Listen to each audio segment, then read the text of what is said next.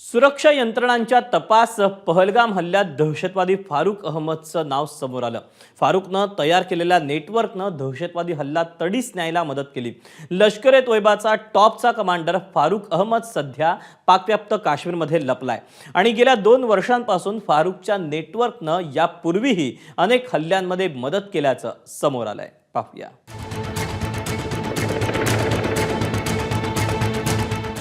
पहलगाम हल्ल्याच्या 7 दिवसानंतर तपास यंत्रणांना हल्ल्याच्या मदतनीसांचं नेटवर्क तयार करणाऱ्या दहशतवाद्यांची माहिती मिळाली आहे। फारुक अहमद लष्कर-ए-तोयबाचा टॉपचा कमांडर, ग्राउंड लेवलला नेटवर्क तयार करणं।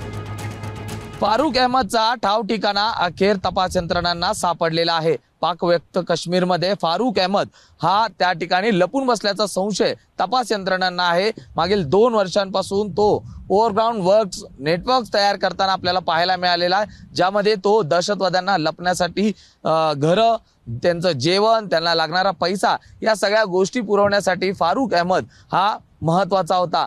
पुलवामा हल्ल्यात देखील त्याचा संशयास्पद सहभाग असल्याचा संशय हा तपास यंत्रणांना आहे।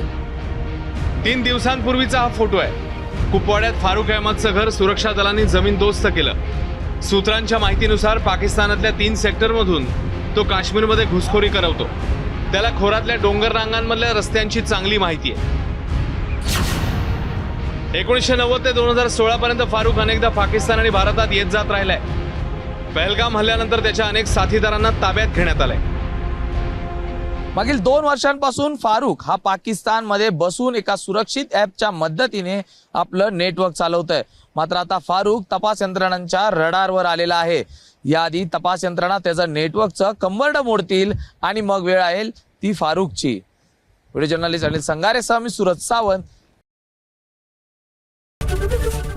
एबीपी माझा, उघडा डोळे बघा नीट।